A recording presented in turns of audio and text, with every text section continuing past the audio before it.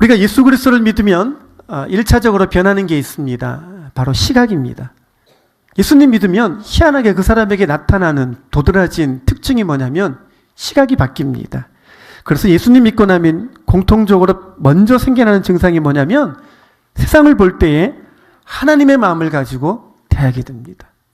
왜냐하면 교회 밖에 있는 저 영혼들도 하나님이 얼마나 소중한 존재로 여기시는가 이거를 마음으로 누리기 때문에 그렇습니다. 그래서 성도들은요 특별한 시각을 갖고 살게 되는데 그것이 바로 사람을 소중히 여기는 시각입니다.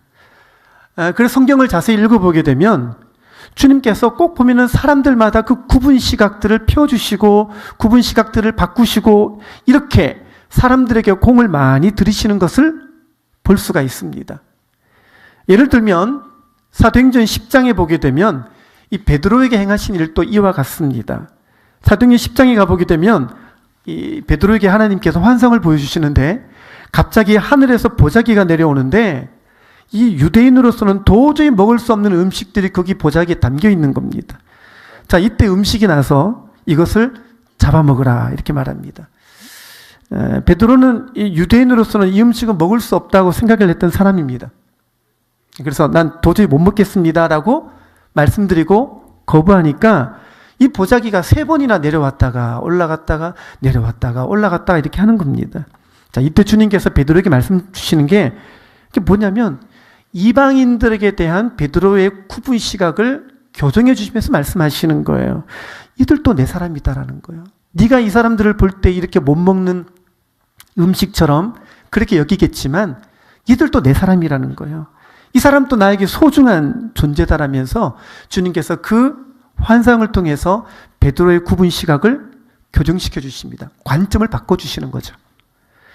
보십시오. 이 베드로가 예수님의 제자 중에서는 그래도 수제자 아닙니까? 1등 제자잖아요. 근데 이 성경에서 이걸 보면서 우리가 뭘 느끼냐면 베드로처럼 이렇게 수제자라고 여기는 그런 베드로라는 사람조차도 시각 교정이 그만큼 쉽지가 않았다라는 말입니다. 그래서 동일한 환상을 한 번도 아니고 3번이나 보여주시면서 주님은 그의 시각을 교정해 주려고 하셨습니다. 이걸 보면요, 주님은요, 꼭 어떤 사람을 쓰시기 전에 그 사람의 시각을 바꾸는 일을 꼭 하십니다. 쓰기 전에 시각을 바꾸시는 거예요. 사도행전 9장에도 보게 되면 바울이 나옵니다. 이 바울이 예수님 믿는 이 크리스천들을 죽이려고 사람들을 모아서 다메섹으로 내려가고 있었습니다. 그때 이 다메섹 도상에서 환한 빛이 비추죠? 그리고 이 음성이 들립니다. 사울아, 사울아, 내가 어찌하여 나를 핍박하느냐? 이 음성이 들립니다. 여기 이제 바울이 큰 충격을 받게 됩니다. 왜냐하면 자기는 그냥 저기 있는 예수 믿는 사람들, 소위 말하는 예수쟁이들을 잡으러 가는 것이었지 자기는 하나님을 핍박했던 적이 없었거든요. 근데 이게 뭐냐면 사울이 갖고 있던 잘못된 시각이었습니다. 그러니까 주님이 이걸 다루기 위해서 다메섹에서 그의 눈을 멀게 하시고 그의 눈을 새로 뜨게 하신 겁니다. 그러니까 이걸 보면 이렇게 주님은 누구든지 간에 그 사람을 쓰기 위해서는요, 먼저 그 사람의 시각과 관점을 바꾸는 일에 공을 많이 들이십니다. 저녁에도 계속 다른 사람들을 제가 예를 들겠습니다만요, 성경에는 이런 예가 참 많이 있어요. 한 사람에게 있어서 그 사람을 쓰는 것도 물론 중요하지만 막 갖다 놓고 쓰는 게 아니에요. 그 사람의 시각을 바꾸시고 그 사람의 관점을 바꾸시고 그 사람의 갇혀있는 그 구분 내면을 바꾸시고 그 다음에 그 사람을 쓰시는 거예요. 지금도 주님께서 우리의 관점을 바꾸는 일을 지금 하고 계신 줄 믿습니다. 지금도 우리 하나님은요, 여러분들의 시각을 바꾸는 일에 얼마나 공을 많이 들이시는지 몰라요. 나는 안 바뀌겠습니다. 버티겠지만 이왕이면 빨리 바뀌게 되시기를 바랍니다. 주님 바꾸게 하실 때 빨리 바뀌시는 게 낫습니다. 자, 그래서 오늘 본문은 이제 누가복음 15장 이야기를 좀 이렇게 하게 됩니다. 누가복음 15장에는요, 예수님이 하시는 3가지 비유 이야기가 나오고 있습니다. 3가지 비유가 이렇게 연달아 나오고 있는데 이 이야기의 핵심이 뭐냐면 바로 우리의 눈과 우리의 시각과 우리의 관점을 바꾸시는 이야기예요. 쉽게 말하자면 이 하나를 위해서 주님이 이게 얼마나 중요한지, 마치 위에서 보자기가 3번이나 왔다 갔다 내려왔다 하듯이 이 3가지 이야기를 우리에게 계속 주시면서 우리의 시각을 바꾸고자 하셨던 게 바로 그것이 우리 주님의 의도이셨던 겁니다. 우리 누가복음 15장을 좀 간략하게나마 살펴보도록 하겠습니다. 먼저 이제 잃어버린 양의 이야기가 나옵니다. 양이 이제 100마리가 있어요. 양이 100마리가 있는데 한 마리를 잃으면 99마리를 두고 이 한 마리를 찾으러 다니지 않겠느냐, 이제 그 내용입니다. 이스라엘은 어떤 소년이든지 간에 자기가 양 한 마리를 먼저 이렇게 갖게 되면 이 한 마리를 겨우 시작할 때마다 항상 꿈을 꾸는 게 있습니다. 이 한 마리가 언제 2마리가 될까? 이 2마리가 언제 4마리가 될까? 이 4마리가 언제 10마리가 될까? 이 10마리가 언제 50마리가 될까? 이렇게 해서 100마리, 그 당시 100마리는 상당한 거부인 거죠. 그래서 이 소년이 처음에 한 마리를 겨우 얻어서 겨우 시작했는데 이때 한 마리가 늘어난 거예요. 너무너무 흥분되었겠죠. 너무너무 기뻤겠죠. 그러다가 이놈만 잘 키우면 10마리 되는데 10마리가 되었겠죠? 또 이놈만 잘 키우면 하다가 이제 100마리가 된 겁니다. 그래서 이 목자는요, 한 마리로 시작했다가 이렇게 10마리의 양을 키우게 되는 목자가 되어서 이제 꿈을 이루게 된 겁니다. 야, 나도 100마리다. 자, 이제부터 이 목자가 들판에 나갈 때마다 그가 가지는 아주 새로운 취미가 뭐겠습니까? 즐거운 취미가 뭐겠습니까? 양새 보는 겁니다. 들판 나가 뭐 할 게 뭐가 있겠습니까? 양새 보는 거예요. 1마리, 2마리, 한 놈, 2시기, 석삼 이렇게 하면서 계속 이걸 세는 거겠죠, 그죠? 근데 어느 날 양을 세는데 깜짝 놀랄 만한 일이 생겼습니다. 한 마리가 비는 거예요. 한 마리가. 또 세봅니다. 99마리인 거예요.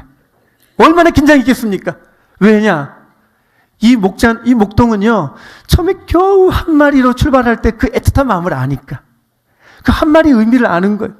이 한 마리가 비니까요, 이 마음이 너무너무 긴장되는 거예요. 그래서 이 99마리를 그냥 놔두고 그냥 이렇게 뛰쳐나가게 되는 것입니다.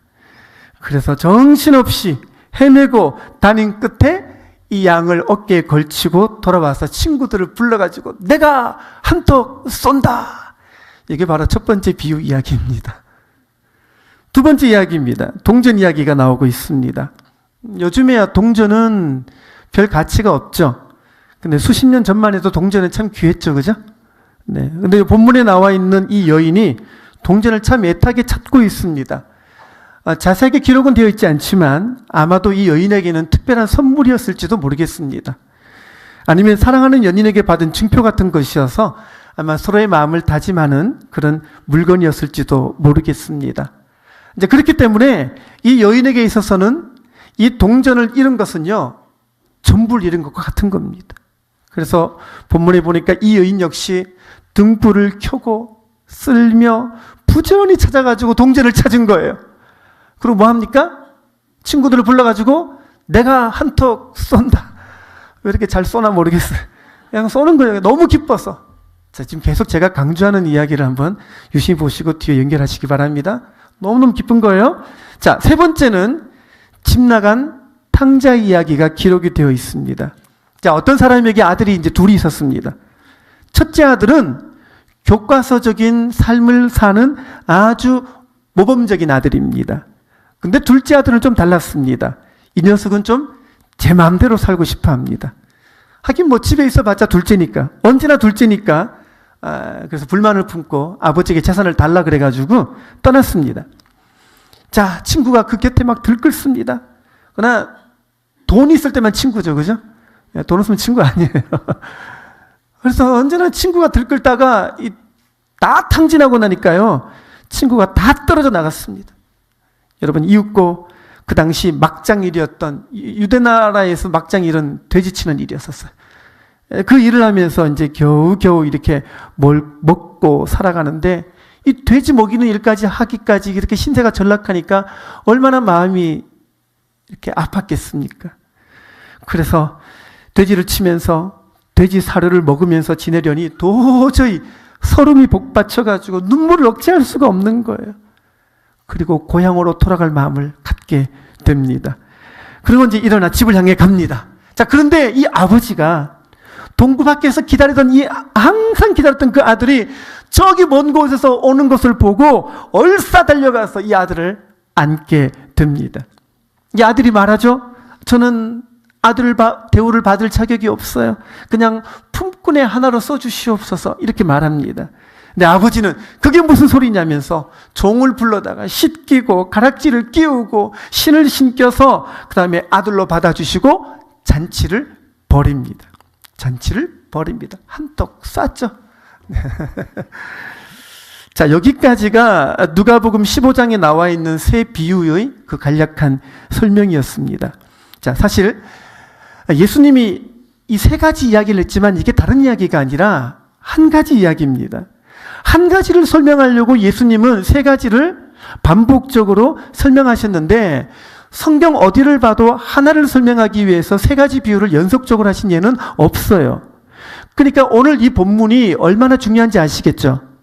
주님은 너무너무 중요한 얘기를 하려고 이 이야기에 온 주님이 집중하기 위해서 세 가지를, 같은 이야기를 하고 있는 세 가지 이야기를 더불어 하시면서 우리에게 뭔가를 말씀하고자 하시는 거예요. 뭔가 좀 전해주고 싶은 아주 중요한 주님의 심정이 있다라는 거예요. 내가 이것만큼은 제대로 알게 해주고 싶다. 이거는 정말 분명히 알고 분명히 깨달았으면 좋겠다. 정말 내가 소중하게 여기는 게 있는데 너희들도 먼저 봤으면 좋겠다. 한 번 설명해서는 모르니까 내가 세 번 설명할 테니까 한번 잘 듣고 제발 여기에 담겨있는 나의 마음과 아버지의 마음을 좀 이해했으면 좋겠다. 그래서 주님께서 누가복음 15장에서 세 가지 비유를 연속적으로 펼쳐주고 계시는 겁니다. 자, 그렇다면 이 누가복음 15장에 나와 있는 세 가지 비유의 공통점은 무엇이겠습니까? 이 이야기의 제일 중요한 핵심이 뭐냐면 잃어버린 것에 대한 그분의 마음. 잃어버린 것에 대한 그분의 마음. 너무너무 중요하다라는 거예요.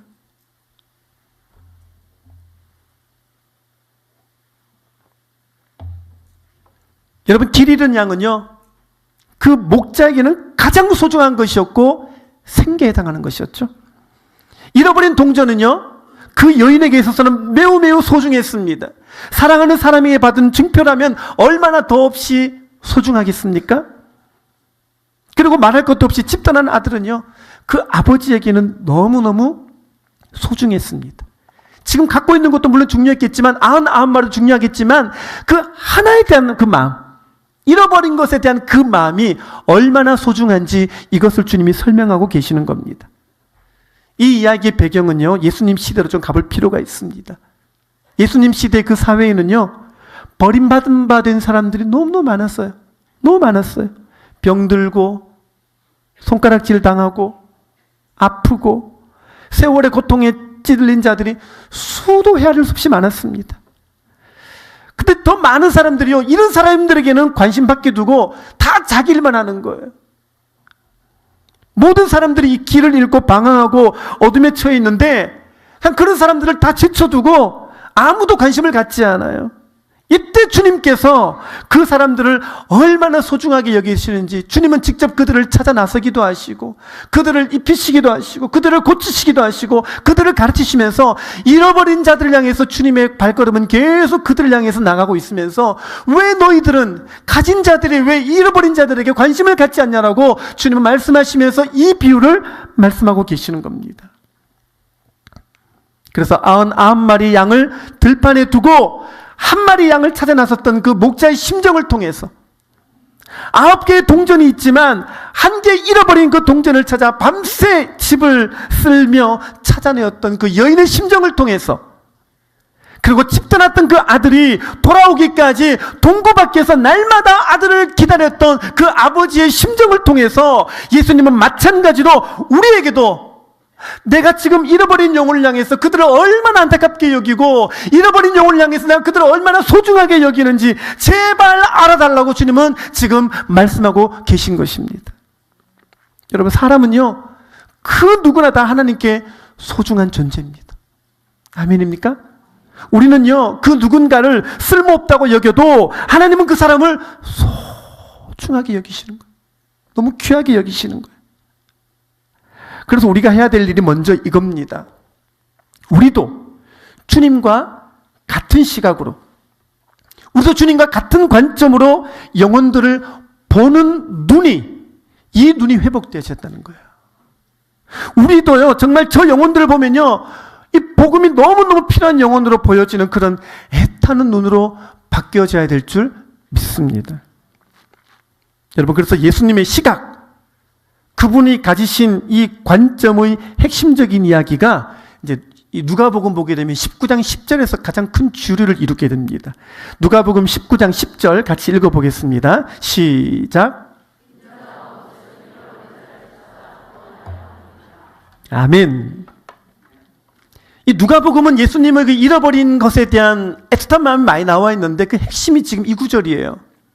19장 10절을 통해서 인자가 온 것은, 예수님이 오신 이유는, 예수님이 이 땅까지 임하신 이유는 바로 잃어버린 자들을 향해서 그들을 찾아서 구원하기 위함이다라고 주님 말씀하고 계십니다. 여러분, 그렇습니다. 여러분, 예수님의 눈, 예수님의 시각, 예수님의 관점, 예수님의 마음, 예수님의 심장은요, 다 이 잃어버린 자들을 향해서 너무너무 특별하신 거예요. 그래서 이 잃어버린 자가 주님의 주된 목적이신 거예요. 여러분, 그래서 예수님은요, 이 잃어버린 자들을 항상 찾아다니셨고, 이 잃어버린 자들을 항상 돌보셨고, 이 잃어버린 자들을 찾아서 그들을 고치시고 회복하는 일을 하셨고요. 그리고 하나님께로 돌아가기 직전에 이 애타는 마음을 전달하시면서 우리에게 뭐라고 말씀하시냐면, 나도 너희를 보내노라, 이렇게 말씀하십니다. 자, 요한복음 20장 21절 보겠습니다. 다 같이요. 시작.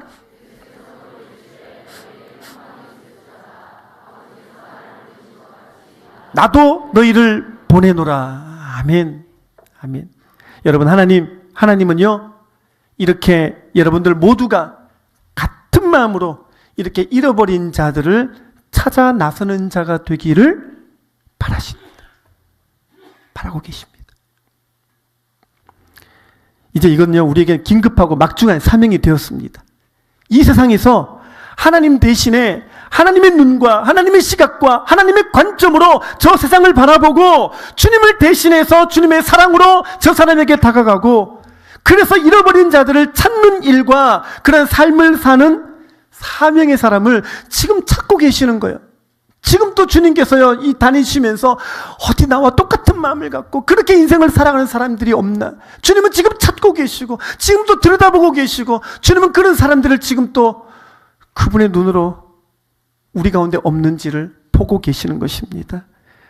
오늘 이제 우리가 저 밖에 있는 잃어버린 영혼들이 하나님께 얼마나 소중한 존재인가를 여러분이 꼭 알게 되시기를 바랍니다. 그래서 그들 데리고 와야죠. 데리고 와야 되는 겁니다. 그리고 그들도 복음 듣게 해야죠. 나를 살렸던, 내 인생을 새롭게 했던 이 복음 저들에게도 필요하니까 저들도 저 복음을 듣고 인생이 변화되어지기를 그 마음으로 우리가 저들을 데리고 와야죠. 그래서 저와 여러분의 인생을 바꾸었던, 그렇게 해서 우리의 험한 시절에 인생의 종지부를 찍게 만들었던 그 복음을 듣고 저들도 들어서 저들도 바뀌는 역사를 우리가 꿈꾸고, 그러한 하나님의 놀라운 풍경이 우리 가운데 나타나기를 함께 꿈꾸며 기도하며 저들에게 복음을 전해야 될 줄 믿습니다. 자, 오늘 본문 25절부터 26절 보겠습니다. 같이 읽어보실까요? 시작. 마다들은 밭에 있다가 돌아와 집에 가까이 왔을 때에 풍악과 춤추는 소리를 듣고 한 종을 불러 이 무슨 일인가 묻되. 자, 오늘 본문 이야기 이제 좀 다른 반전이 등장합니다. 아까 했던 그 세 가지 비유가 여기서 한 단락이 끝나고요. 자, 지금부터 좀 반전의 이야기를 나누도록 하겠습니다. 누가복음 15장을 읽어보게 되면 예수님 이야기는요, 잃어버린 양, 잃어버린 동전, 또 잃어버린 아들의 이야기로 끝나지 않습니다. 이게 끝이 아니에요. 놀랍게도 이 이야기들은 그 다음에 등장하는 이 맏아들 이야기에서 본격적인 시작이 되는 거예요. 지금 이게 본론이라는 얘기입니다. 자, 그럼 우리가 먼저 살펴볼 게 있습니다. 아까 둘째 아들 이야기를 함께 나눴습니다만, 여러분, 오늘 여기에 새롭게 등장하는 이 맏아들이 어떤 아들인가를 좀 볼 필요가 있습니다. 방금 읽은 25절에 보니까 뭐라고 적어놨죠? 한 번 더 보여주시겠어요? 25절. 맏아들은 어디 있다가 왔어요? 나이트클럽 있다가요? PC방 있다가요? 아니죠. 밭에 있다가. 여러분, 이 아들은요, 오늘 또 밭에 나가서 열심히 일한 아들이에요. 참 착한 아들이죠, 그죠? 자, 29절에도 보게 되면 이 아들이 어떻게 살았는지 설명이 나오고 있습니다. 29절 같이 읽겠습니다. 시작. 아버지께 대답하여 이르되 내가 여러 해 아버지를 섬겨 명을 어김이 없거늘.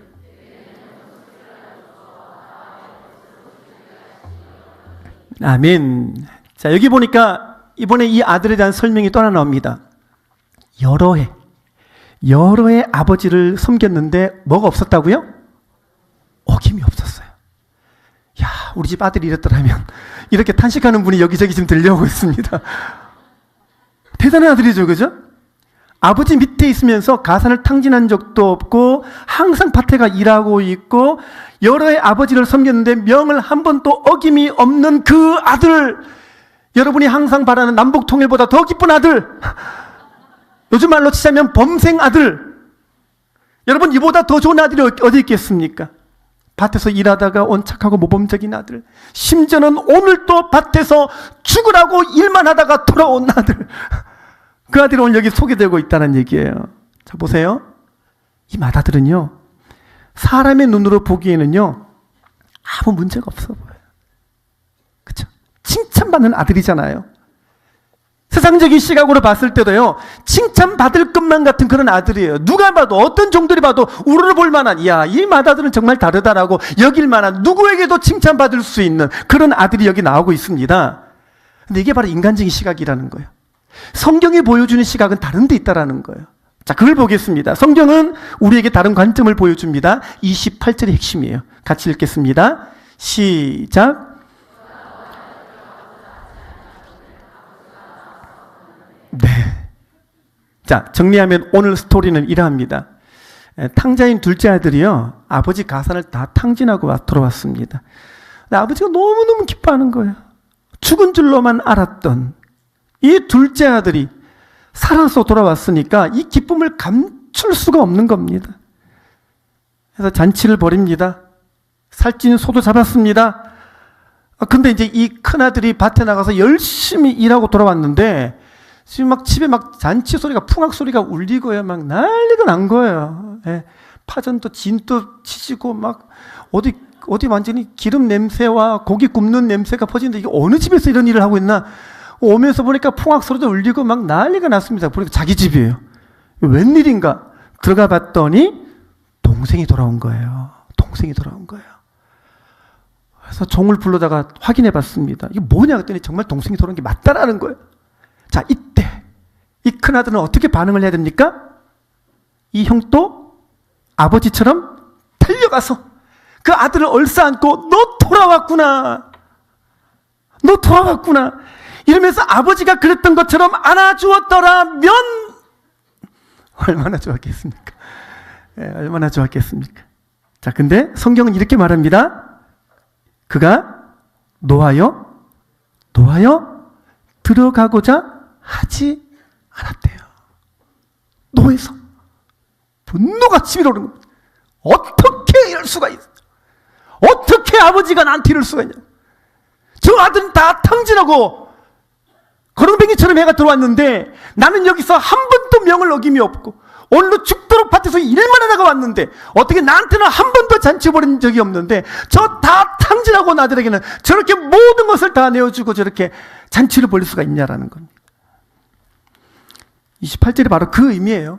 그가 노하여 들어가고자 하지 아니하거늘. 성경을 가만히 읽어보면요, 우리가 쉽게 유추할 수가 있는 게 있어요. 집단한 탕자가 들어왔을 때 싫어했던 둘이 있어요. 하나는 살찐 소. 왜 돌아와서 나를 그랬을 것 같고요. 또 하나가 바로 이 맏아들입니다. 맏아들이 싫어한 거예요. 너무 싫어한 거예요. 그럼 우리가 여기서 좀 중요한 질문을 하나 해야 됩니다. 왜 이 아들이 이렇게 싫어했을까요? 이 맏아들이 왜 이렇게 싫어했을까요? 왜 이렇게 화를 내고 왜 이렇게 동생을 품어주지를 못하고 안아주지를 못했을까요? 답은 간단합니다. 다름 아니라 이 마다들에게는 아버지의 마음이 없었어요. 아버지 마음이 없는 거예요. 다시 말해서 같은 집안에 있는데 아버지와 같은 시각을 갖지 않았고요. 아버지와 같은 관점으로 살지 않았고요. 아버지의 마음과 동일한 마음이 아니었다라는 거예요. 관점이 틀린 아들이에요. 외형적으로 봤을 때는 너무 모범적인데 자기 할 도리는 잘하는데 자기 나름대로 신앙생활은 잘하는데 문제는 뭐예요? 아버지와 같은 마음이 아니었다라는 거예요. 자, 그럼 우리가 여기서 좀 더 중요한 질문을 해야 될 것 같습니다. 주님께서는 이 이야기를 왜 하신 걸까요? 왜 했을까요? 자, 오늘 읽은 누가복음 15장은요, 먼저 1절과 3절에 바로 그 이야기를 적어놨어요. 자, 1절부터 3절 보도록 하겠습니다. 다 같이요. 시작.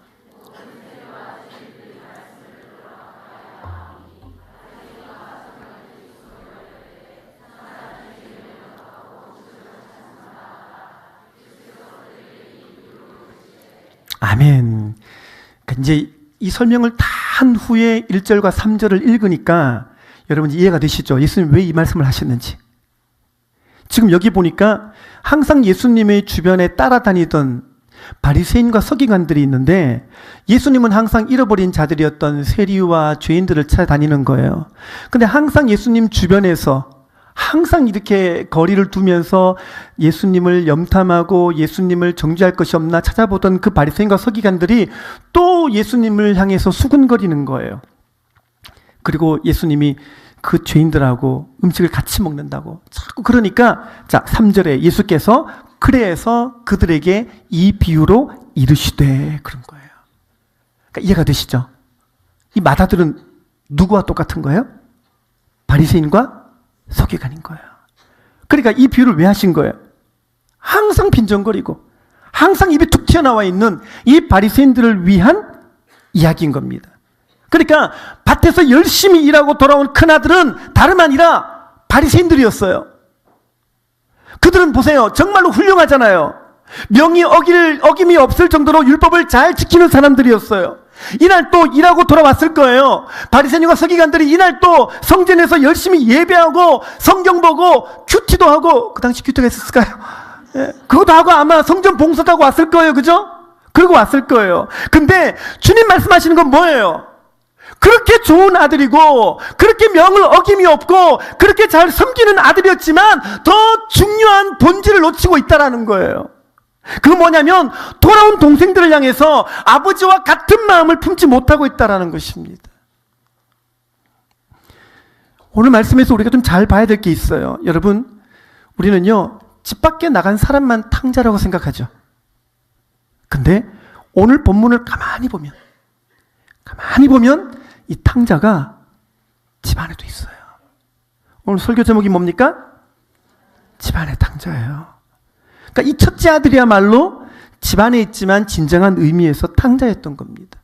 사실은 성경에는 탕자라는 단어가 없어요.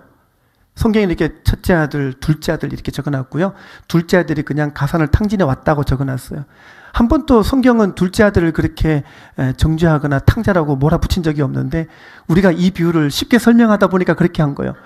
그러니까 항상 이 비유는 균형을 갖고 있죠. 그죠? 둘째 아들도 문제가 되었겠지만 주님의 오히려 더 중심적인 관점은 첫째 아들에 있다는 것을 우리가 주목할 필요가 있습니다.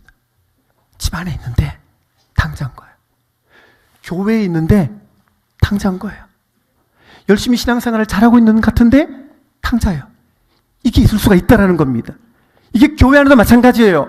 열심히 봉사도 하고 사역도 하는데 탕자일 수 있어요. 열심히 큐티도 하고 기도도 하는데 탕자일 수 있어요. 근데 모습은 탕자가 아닌 것처럼 보여요. 옆에 있는 사람이 볼 때는요, 쟤는 너무너무 잘한 것 같아. 근데 주님 볼 때는 탕자할 수가 있다는 거예요. 그 첫째 아들로 맏아들로 주님 마음, 아버지의 마음은 전혀 알지 못한 채 큐티 몇 번 했니, 기도 몇 번 했니, 예배 몇 번 참석했니, 내가 지금 어떤 일을 하고 있고 어떤 사역을 하고 있고 내 신앙의 경력은 어떠하고.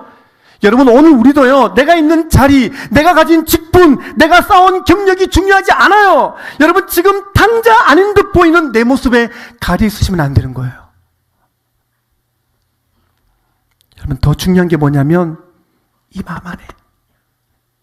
마음 안에 아버지의 마음이 있냐는 거예요.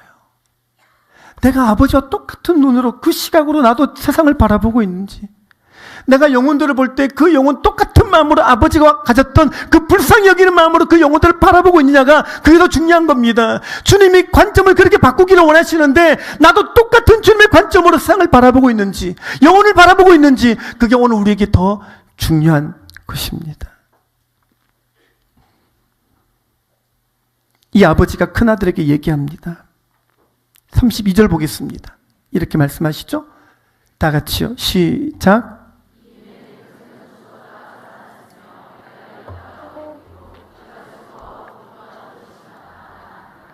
아멘. 이게 무슨 말입니까? 자, 아버지가 맏아들을 불러다가 이제 얼르죠, 그죠? 야, 쉽게 말하면 이거예요. 야, 네 동생이잖아. 얘 네 동생이야. 근데 첫째 아들은 뭐라 그럽니까? 당신 아들이! 이렇게 말합니다. 성경 보십시오. 당신 아들이, 이 아들이라고 적어놨습니다. 당신 아들이잖아요. 당신 아들이 왔는데 걔는 다 해주고, 아버지 뭐라 그래요? 아니야, 네 동생이야. 당신 아들이잖아요. 네 동생이야. 동생이야. 이게 아버지 마음입니다, 여러분. 아버지 마음은요, 잃어버린 그 아들에 대해서 항상 매일같이 동고밖에 나갔습니다. 제가 성경을 읽으면서 묵상해 보니까요, 이 아버지가 맨날 집에 있다가 하루 그냥 갑자기 마음이 찡한 게 있어가지고 나갔더니 그날 우연찮게 돌아오는 아들을 맞이해서 이렇게 안아준 걸까요? 그럼 이야기가 이상하잖아요. 제가 묵상해 보니까 이 아버지는 매일 나갔을 것 같아요. 매일. 눈이 와도 동고밖에 있어서 이 아들 안 오나? 비가 와도 동고밖에 나가서 이 아들 언제 오나? 그래서 20절에 보게 되면요, 이 아버지가 마침내 그 아들을 발견할 때 그를 보고 측은히 여겨라고 적어놨거든요. 이게 측은히 여기라는 단어가 민망히 여겼다라는 단어예요. 이 단어가 영어 성경에 봤더니 compassion이라고 적어놨는데요, 이게 애가 끊어진다 이거예요. 우리는 이제 마음이라 그러잖아요, 그죠? 근데 이스라엘 사람들은 그거를 창자로 표현합니다. 이게 이제 문화적인 좀 차이가 좀 있는데, 그 이스라엘 사람들은 마음이 아프다, 우리는 마음이 아프다 이렇게 하잖아요. 이스라엘 사람들은 창자로 갑니다. 마음이 아프다. 이제 좀 차이가 있는데, 그 성경은 항상 이 창자가 끊어진다라는 표현. 어떻게 보니까 우리 또 옛말에 보게 되면 애가 끊어진다라는 표현을 쓰잖아요, 어르신들이요. 그게 바로 측은히 여겨 그 단어인 거예요. 이거는 그냥 아들 보고 아들 오니까 안 됐다 이게 아니고요.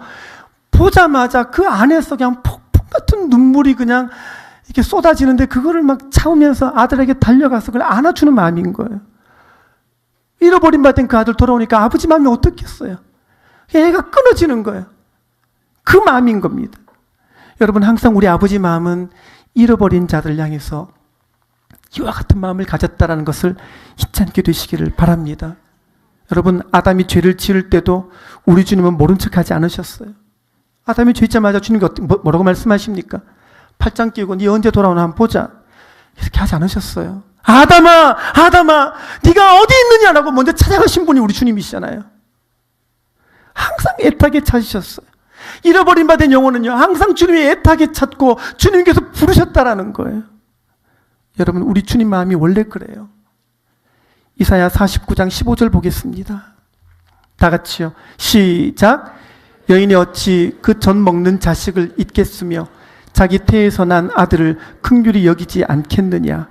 그들은 혹시 잊을지라도 나는 너를 잊지 아니할 것이라. 아멘. 여러분, 이게 바로 하나님 아버지 마음인 줄 믿습니다. 이게 아버지 마음이에요. 여기 봤더니 긍휼히 불쌍히 여기지 않겠느냐. 우리를 긍휼히, 우리를 불쌍히 여기다 못해 자기 독생자 예수 그리스도를 우리에게 주신 분이 우리 하나님이시잖아요. 그리고 이 불쌍히 여기는 마음으로 예수님도 우리를 그렇게 먹이고 고치셨어요. 성경에 보니까요, 예수님 뭐라고 말씀하십니까? 마태복음 9장 36절입니다. 예수님 마음도 여기 있습니다. 다 같이요. 시작. 무리를 보시고 불쌍히 여기시니 이는 그들이 목자 없는 양과 같이 고생하며 기진합니다. 똑같잖아요. 하나님도 긍휼히, 예수님은요, 예수님도 긍휼히 똑같은 불쌍히 여기는 마음으로 항상 영혼들에게 나가십니다. 그들 때문에 밤잠 자지 못하고, 그들 때문에 그 눈물의 수건을 거두지 아니하고 항상 애타는 마음으로 잃어버린 자들 어떻게 돌아올 것인가, 이것만 고민하고 이것만 마음 아파하시는 분이 우리 하나님이시고 예수님이신 거예요. 그리고 이 하나님의 긍휼이 예수님의 그대로 전달되어지니까 예수님도 그렇게 잃어버린 자들 향해서 항상 나가시잖아요. 그리고 이 긍휼이 또한 예수 그리스도를 머리로 삼고 있는 교회된 우리에게도 그대로 전달되어지는 줄 믿습니다. 여러분, 그래서 교회가 뭐예요? 교회가 그거예요, 여러분. 이 하나님의 마음, 이 예수님의 마음을 깨달은 사람들이 교회에 헌신되어서 남은 평생을 그렇게 살아가기로 결단한 사람들의 공동체가 바로 이 교회인 줄 믿습니다. 어쨌든 간에 영혼을 품고 사람들을 주님 앞으로 인도하기 위해서 그렇게 다들 인생을 드리고 시간을 드리고 물질을 들여서 내가 한 영혼이라도 내가 세우려고 그렇게 애쓰고 고군분투하며 살아가겠다라는 것, 그게 교회인 줄 믿습니다. 그냥 한 영혼이라도 나를 통해 세워지기만 한다면 그게 그냥 황송하고 그게 감사하고요, 그게 보람인 사람들이 그렇게라도 주님 주시는 은혜에 보답하고자 만나주고 들어주고 섬기는 거, 이게 교회인 줄 믿습니다. 이게 행복인 줄 믿습니다. 인생의 행복이 뭐겠습니까? 이렇게 영혼 섬기고 주님 마음과 같은 마음으로, 주님과 같은 시각으로, 주님과 같은 관점으로 그렇게 살아가는 것이 우리에게 진정한 행복이 되는 줄 믿습니다. 우리나라에 선교사로 왔던 쉐핑이라는 여자 선교사님이 계시더라고요. 이분이 와가지고 우리나라 와서 풍토병 걸리고 너무너무 가난하고 못 먹고 고생하다가 그냥 그렇게 죽으셨는데요, 이분에 관한 이야기가 책으로 나왔더라고요. 쉐핑 선교사가 우리나라 이름으로 서서평 선교사더라고요. 이름을 그렇게 바꾸셨더라고요. 근데 이분의 책 전기가 나왔는데 책 전기의 표지에 그렇게 적혀 있더라고요. 조선을 섬긴 행복. 행복. 제가 제목 보면서요, 마음이 얼마나 짠해진지 몰라요. 조선을 섬긴 게 행복이래요. 못 먹고 못 잤는데 그게 행복이래요. 그렇게 헐벗고 굶주리며 같이 그렇게 고생하며 이 조선 땅에 와서 살았는데 그게 행복이래요. 여러분들은 영혼 섬기는 게 행복이셨던 적 있으십니까? 여러분들도 주님과 똑같은 마음으로 그렇게 영혼들을 위해서 섬기고 들어주고 시간 보내주고 함께 했던 것이 여러분들에게 마음이 그것이 행복이셨나요? 혹시 교회에서 시키니까 하라니까 어쩔 수 없이 자기는 했는데, 그렇게 일은 했는데 오늘도 그렇게 밭에서 돌아오긴 왔는데 아버지만과 같진 않은 거예요. 나에게는 행복은 아닌 거예요. 그렇다면 우리가 마달과 똑같은 거잖아요. 오늘 교회 안에 이런 일들이 더 많아지게 되시기를 주님의 이름으로 축원합니다.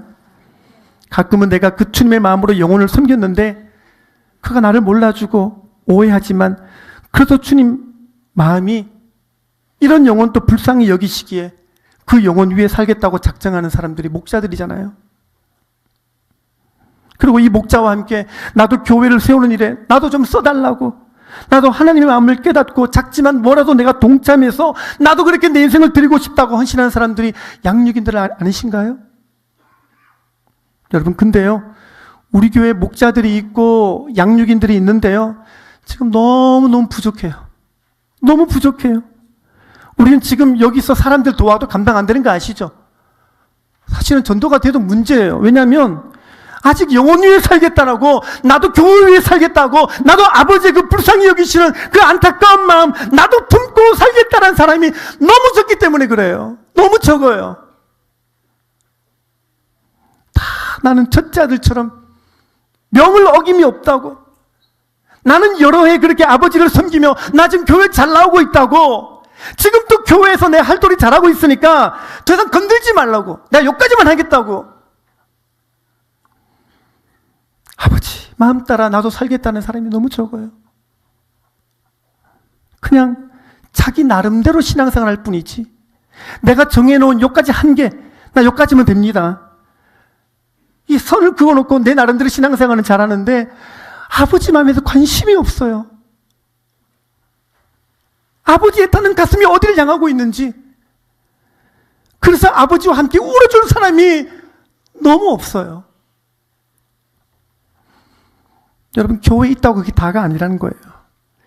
여러분, 그냥 내가 신앙생활 잘하고 그냥 그렇게 괜찮은 그리스도인으로 살아가고 있다고 안심하고 아무 부담 없이 교회를 왔다 갔다 잘할지 모르겠지만요, 여러분, 정말 주님이 귀하게 여기시는 것을 여러분이 귀하게 여기시고, 여러분 주님의 시각과 똑같은 시각과 주님이 가지신 관점을 나와 똑같은 관점으로 그렇게 안고 주님 마음을 내 안에 간직하고 주님의 뜻에 맞게 살아가는 인생이 될 때에, 그런 사람들이 하나 둘 더 늘어날 때, 그때 우리가 교회다운 교회가 되어질 줄 믿습니다.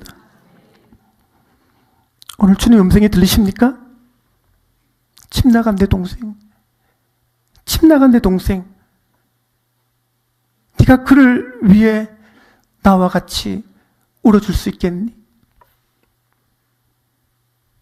네가 나처럼 그를 위해서 안아줄 가슴 남겨줄 수 있겠니? 너도 나처럼 그를 위해 함께 기도하며 나와 같이 동구 밖에 서서 그를 기다리며 인내하며 살아줄 수 있겠니? 네 동생이잖아. 네 동생이잖아.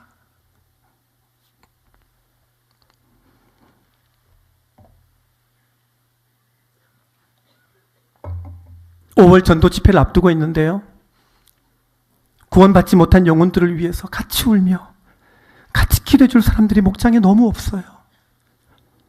아버지의 마음은 돌아오지 않은 아들을 향해서 이렇게 창자가 끊어지는 고통 가운데 있는데, 여러분은 항상 내 문제, 내 과거, 내 감정, 내 외로움, 내 인생, 내 즐거움, 여기에 묶여가지고요, 아무도 아버지의 마음에는 관심 없는 첫째 아들로 살아가고 있지는 않습니까?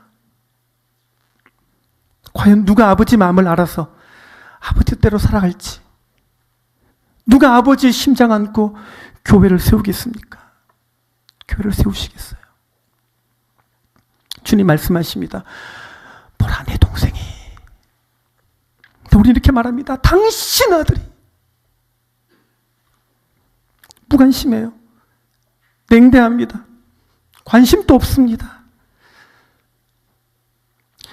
목장에 누가 전도되어 오면요, 제일 시험 드는 사람이 누군지 아세요? 직전 세신자. 직전 세신자. 왜요? 내가 목장에서 받던 관심이 저 사람에게 쏠리니까요, 시험 드는 거예요. 마다들과 똑같습니다. 노하여 들어가기를 기뻐하지 않습니다. 이게 현실이잖아요. 누가 세신자가 오면요, 갑자기 마음이 썰렁해집니다. 항상 말씀드리잖아요. 목장에는요, 섭섭병과 괘씸병, 이 두 개가 최악의 질병입니다. 제발 목장에 섭섭병과 괘씸병 들지 않게 하십시오. 잃어버린 아들 오면 같이 안아줘야죠. 내 동생이구나라고 안아줘야죠. 희한하죠? 목장에 잃어버린 한 영혼 돌아오면요, 꼭 보면요, 목장 저편에 꼭 이 첫째 아들처럼 섭섭병 들어가지고요, 섭섭하여 노하여 들어가기를 싫어하는 현상이, 여러분, 이상해요. 목장마다 꼭 있어요. 꼭 있어요. 그런 여러분들에게 하나님 말씀하십니다. 네 동생을 나와 같은 마음으로 품어주지 않겠냐고 말씀하십니다. 같은 마음으로. 32절 보고 마치겠습니다. 다 같이 읽겠습니다. 시작. 이 내 동생은 죽었다가 살아났으며 내가 잃었다가 얻었기로 우리가 즐거워하고 기뻐하는 것이 마땅하다 하니라. 아멘.